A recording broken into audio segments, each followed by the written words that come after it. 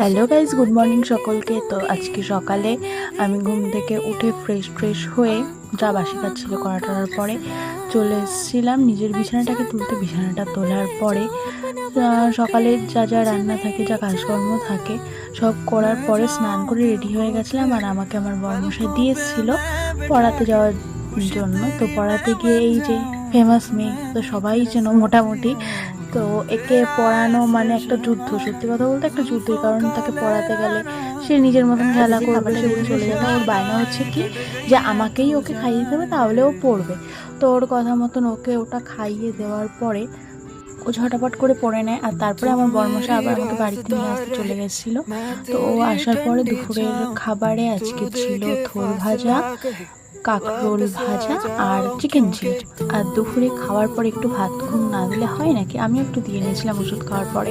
তারপরে উঠতে হলো, উঠে তার